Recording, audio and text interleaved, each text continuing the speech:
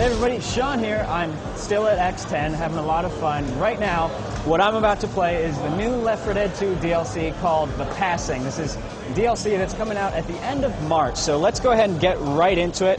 As you'll notice, same four survivors. It's Ellis, Coach, Nick, and Rochelle. I'm playing as the greatest character, Ellis, of course. So the whole gist of The Passing is that it takes place between Dead Center and Dark Carnival, which were the first two campaigns in Left 4 Dead 2. Basically, as you'll recall, they stole this NASCAR stock car type deal from the mall, and they tried to drive it to salvation.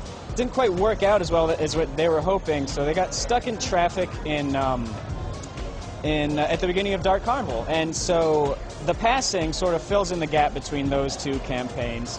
It's in a small town in southern Georgia, as you can tell here. This is sort of the Main Street area. And The Passing it's 3 different maps, so, you know, 3 chapters in other words. And the new additions here is there's 2 different weapons. There's an M60, it's a heavy machine gun, and there's also a new melee weapon, which is the golf club.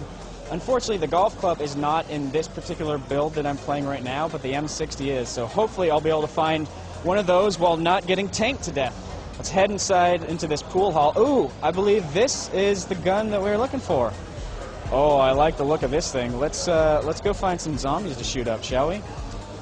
So yeah, as I was saying, there's a new, this is the new gun. There's also a new golf club. There's a new uncommon common as well. The uncommon common were sort of the mini bosses of Left 4 Dead 2. You might remember some of them were wearing like hazmat suits, some were wearing construction outfits, some of them were wearing SWAT gear. So they're common zombies who are just a bit tougher, hence the uncommon part.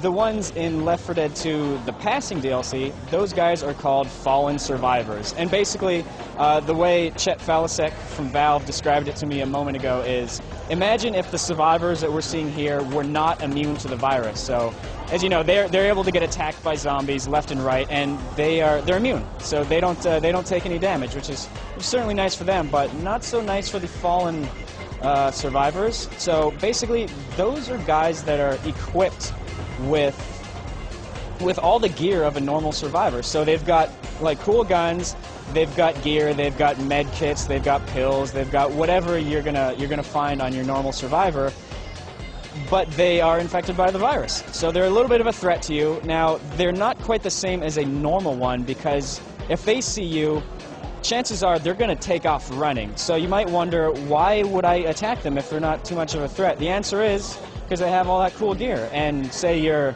at the beginning of the campaign, you have like a measly little submachine gun and you want an M16 or a desert rifle or something like that.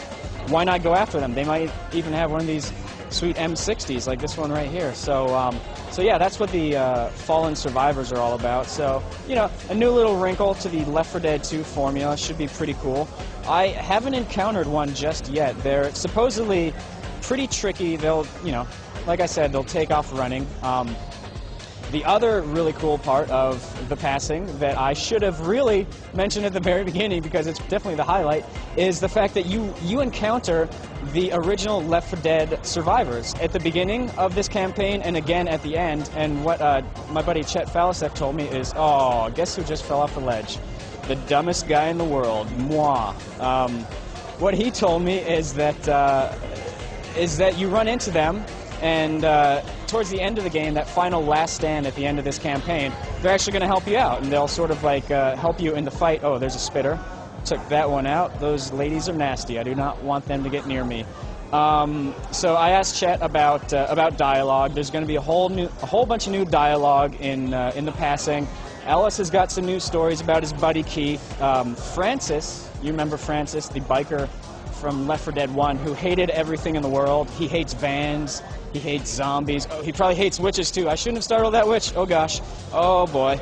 I need my buddies to come help me out. Please, please, please, please, please, please, please. Alright. Whew. That was close. That was definitely close. So, Francis has new stuff that he hates. Ellis has new stories about his buddy Keith. And there's a lot of interaction between the new survivors and the old survivors, which looks really cool. So, that's your look at the Passing DLC from Left 4 Dead 2. Valve hasn't really figured out a price on this just yet, but it will be released towards the end of March. So definitely keep an eye out for that, and also keep an eye out for more X10 coverage coming your way.